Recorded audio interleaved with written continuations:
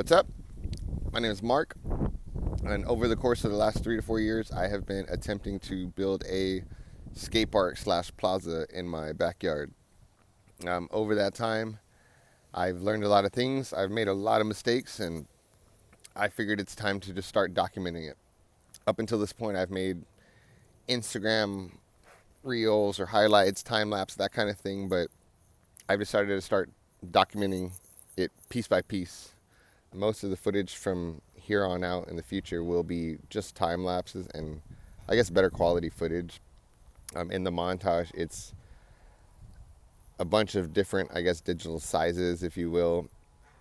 It's a lot of pictures. It's just whatever I had on hand. I didn't plan on making a YouTube series or a YouTube video about any of this. I just wanted to take pictures because it was a lot of work.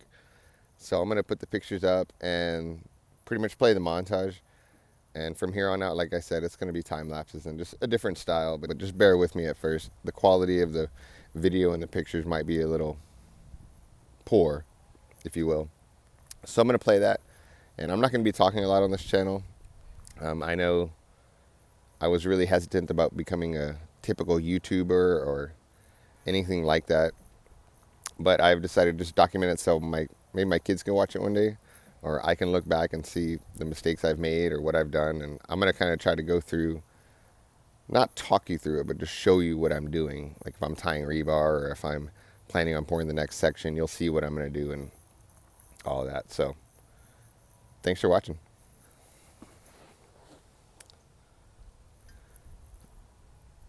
We purchased this house in 2018. And since then, I have had quite the journey in this backyard. I've built a big, beautiful pond. I've grown a lot of stuff here. I've owned goats. Actually built a giant goat pen, which I had to remove. And I think it all comes from trial and error. The goat pen took up about 20% of the yard, and the neighbors didn't quite like the constant noise all the time.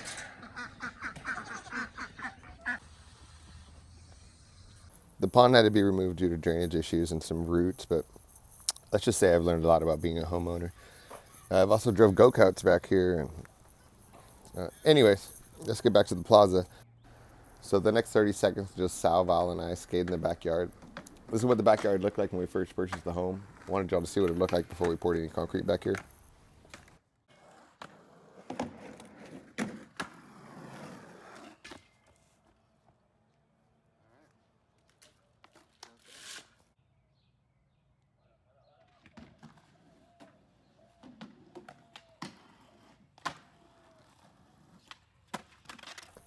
And Sal and I first started pouring the slab, and it was a different design back then. And it kind of just remained there. And I didn't want to get rid of it because that was the first thing we built in the yard. So I'm still trying to save it and working it into the overall design. The next thing we started working on was the quarter pipe in April of 2019.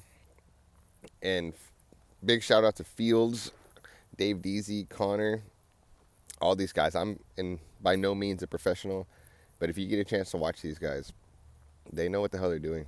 Thank you guys very much, by the way. Thank you to everybody that helped. The quarter pipe is 12 feet wide and 4 feet tall.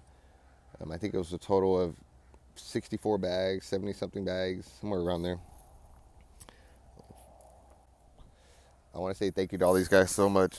Josh from coming down from Austin, Fields again, Dave Deasy, Connor, Keith, Ronnie, Lou, Mr. Weed, Bustos, anybody that's ever helped in this backyard.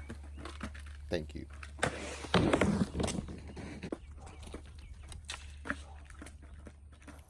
So after the pour, the ramp sat dormant for 8 to 9 months due to financial struggles and things of that nature. After that, I talked to a restaurant owner that confirmed he didn't need the rocks on the side of the restaurant that had been there for 2 years. So every night I would take the Nissan Altima and pile 300 plus pounds of filler in it and come by bucket and fill it in.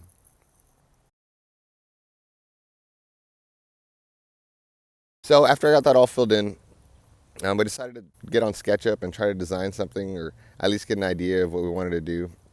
My buddy Keith and I started framing up the slope, so I wanted to pour the slope first so it'll match up seamlessly into the flat.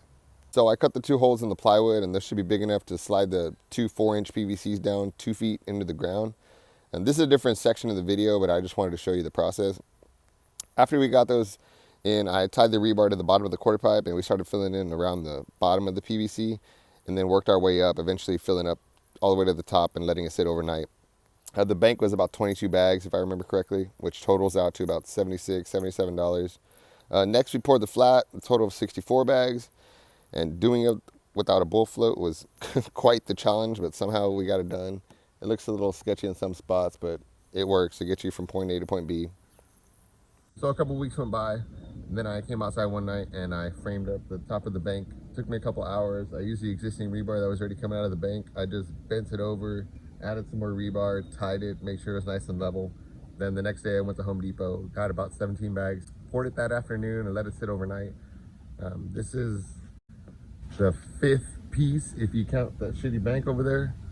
So let that sit overnight, like I said, and then me and my buddy Nick came out and tried out what we had so far.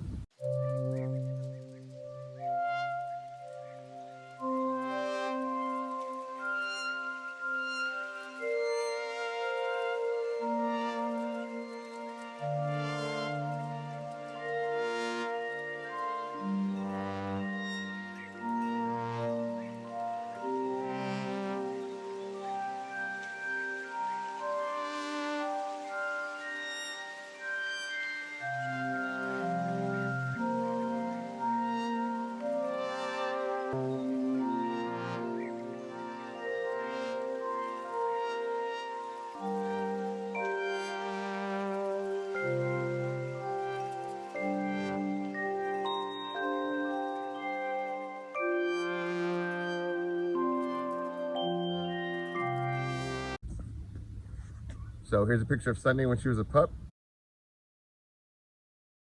And this is the view of what it looks like up to this point.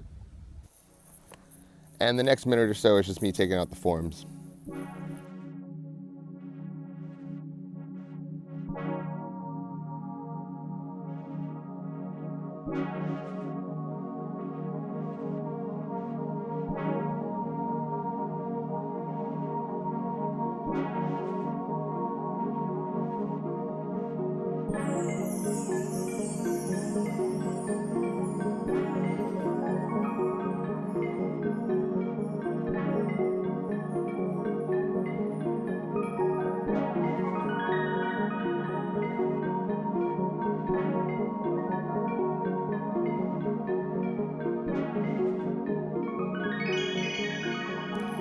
Fields taught me this awesome trick where you put grooves in the side of the concrete where it meets up, so it kind of fills in those grooves when it's poured, so it's less likely to shift over time. It's a new day. It's a little cold out here. Before we started all these pours, I was on OfferUp looking for a cement mixer, and I stumbled through a guy's yard, and he had all these metal sculptures and artifacts and just random stuff, and he ended up having a manhole there, and I offered him $50, which he accepted.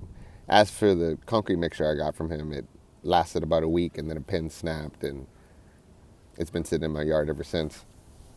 So the next hurdle was to figure out how the hell I was going to get the weight of this manhole distributed. I think the manhole is like 250 pounds.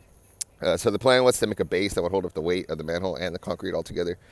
After we made the form for the base, Keith and I pretty much made a template of the manhole, so it's a little bit easier to work with. When we first moved into this house, there was this ugly-ass metal rock fence, and Sal came by one day, and we demoed a good section of that.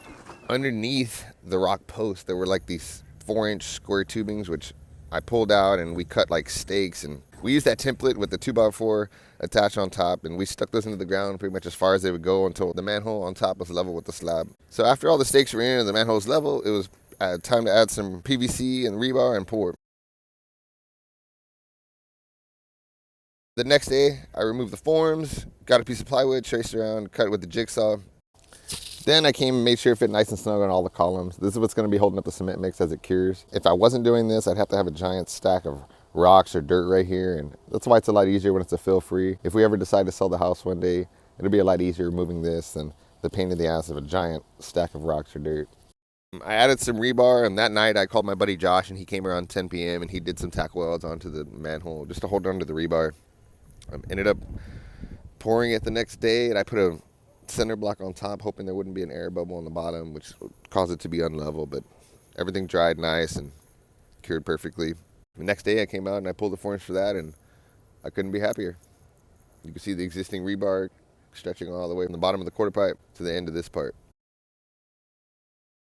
So that's it for me talking. For the rest of the video, I'm going to put on some music and show a time lapse of me building pieces 7 through 9.